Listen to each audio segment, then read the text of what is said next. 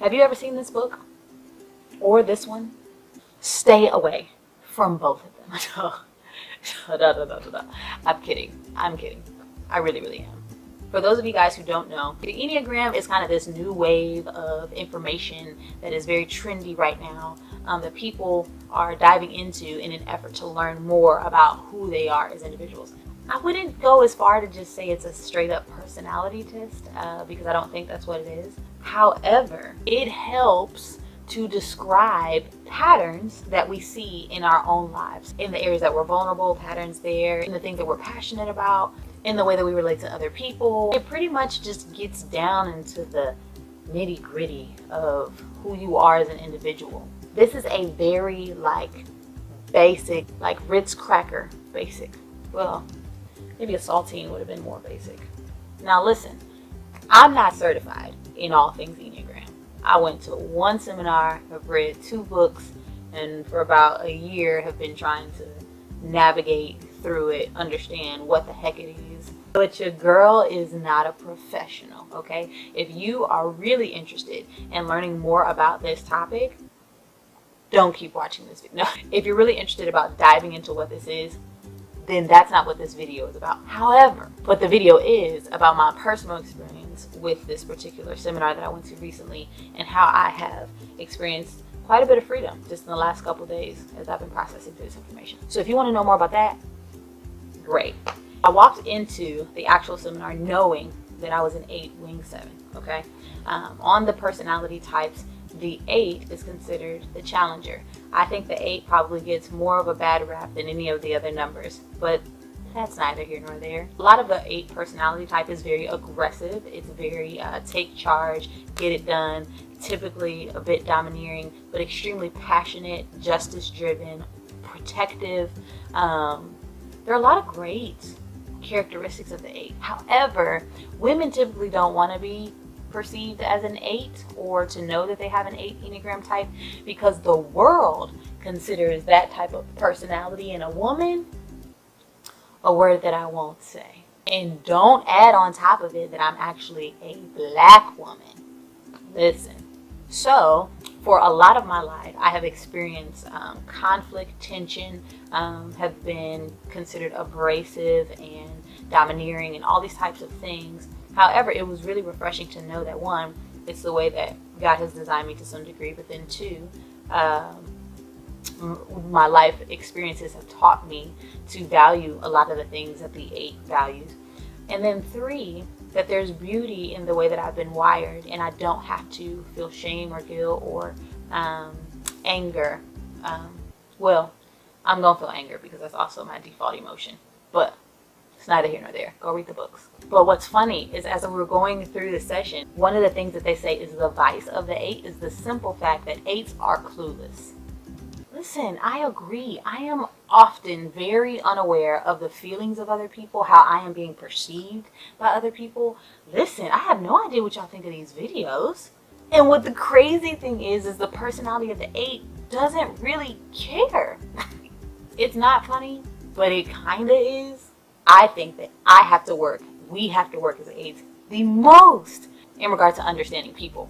What I think is hilarious is my natural ability to really care about people, to be motivated by the feelings and the well-being of others, to be sensitive and discerning about how people are feeling, and all of that is not really for real, just naturally written into my DNA. Whereas there are other numbers on the Enneagram types that are good at that, like 2s and 6s and other numbers. But what's crazy is the virtuous quality of the 8 is mercy, which we love extending mercy, especially to those who we feel are underprivileged. We are always going for the underdog, always in every scenario. We're also probably the type that are going to run up in a slave trafficking ring, blowing stuff up. We are also the natural knuck if you buck individuals, extremely passionate and want to fight for justice. We're probably marching in something, but one of our core desires is to be in control. And that also makes us not easy to be friends with. But we want to be the boss. We want to be in control. We don't like being told what to do, especially if we don't think that you're competent. Man, I'm just laying all of my stuff out there. We function and get life from having power. Let me tell you how this conflicts with my life on a daily basis. I ain't in control of nothing. There are very few things in life that I would say like, oh, I'm in control of that. Maybe which hat I wear for the video in the vlog. But I can't control Amari. I can't control like her mood and her temper. Like, she's her own individual. I can't control my husband, although I have tried. God bless that man for being married to me for 7 years. What's crazy is sometimes I try to even control people's perception of me, although I would say that at the end of the day, I don't really care about their perception of me. But I do care. Caring registers as like weakness to me. So then I'd be like, I don't care. Your girl got issues. It's a whole lot. It's a lot. This video is going to be the most incomplete assessment of what the Enneagram is. It ain't really even an assessment. I'm just letting y'all know that I went to the seminar and it told me about myself, and I feel like liberated and free, but also stuck at the same time. Is that a thing? When it gets laid out to you that, hey, this is how you're wired, this is what you value, this is how you think, and a lot of those things, apart from Jesus, aren't like complimentary to the type of person I want to be, man, I'm like, well, what do I do? Which is why I gotta love the Lord. I don't know. I just do.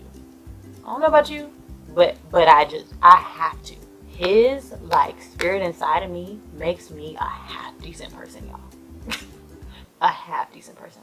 And what's really funny, I be thinking that he got jokes up there because for real, he's completely like called me into a space where I create like space for people to talk about how they feel and to navigate those conversations in a healthy way. Mainly because I haven't done it well my whole life, which after the seminar explains why.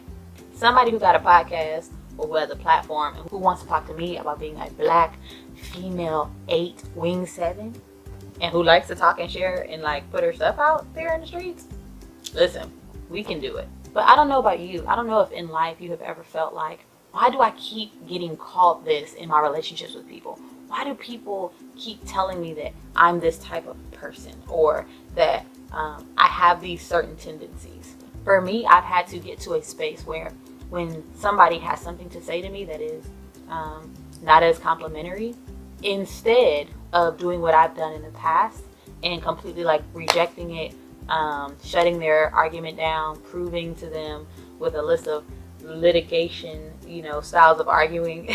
Actually, this is why what you're saying makes absolutely no sense because of point A, B, and C. Instead of doing that, I now get mad about it still. I'm not there yet, people. Not there yet. I do my very best to hear them out, hear what they have to say, seek to understand versus being understood. I take that information and I sit with it, I process it, and I ask myself some really legitimate questions. Now, if I can't get to a place where I can see what they're talking about or even agree or whatever, then I go to my community around me and I have to ask them like, so do you think I'm this way? And that in and of itself is super uncomfortable because you're putting yourself in a position for people to say like, yes, these are the negative qualities about you that are very, very visible that no one probably wants to tell you about because you're gonna pop off. Hard out here in these streets. But it's good because I'm surrounded by people that will tell me the truth and won't have me out here looking half crazy because I think I'm one way and I'm actually not. Or I am at least being perceived as one way when I think that I'm being perceived another way. Listen, foolish, waste of time. And so if you are in a space where you feel like you're not really aware of what people see when they see you or what you're bringing to the table when you show up into a situation, whatever that is, like your energy or your vibe, your like how people read you, like if you're unaware of that or have not cared in the past, I would encourage you to get around some folk who can have those honest conversations with you and help you to see yourself more clearly, because the more clearly you know yourself, the more freedom you experience. Does that make sense? I used to think that if I take the time to get to know who I am, then I'm going to agree with others and say all of those things are bad and you need to be someone different, which is not true.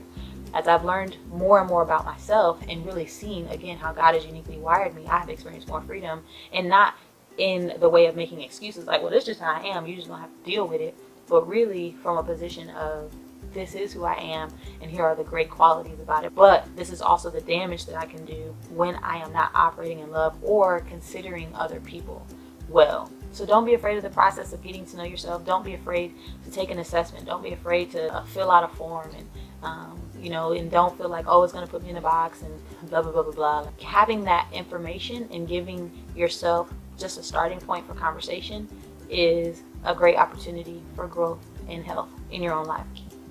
So if you do want to take the Enneagram assessment, I would encourage that you take it on the site weps.com, so WEPSS.com. I think it's like $10. It'll be the best $10 that you ever spend. And then you can come back to me and be like, oh, I'm a 6 wing 5, or I'm a 9 wing 1, or whatever. I scored a 99.9 as an 8. Like, I am a true, like, through and through, a purebred out this boy. If you want to know more about what the Enneagram is in general, this is what you can do. You can go Google this man, Ian Morgan Cron, okay? Or this lady, Susan Stable, or you can get either one of their podcasts. Do you think? All right, y'all, it's not a hard conversation. We out here. It's a heart conversation. I love y'all.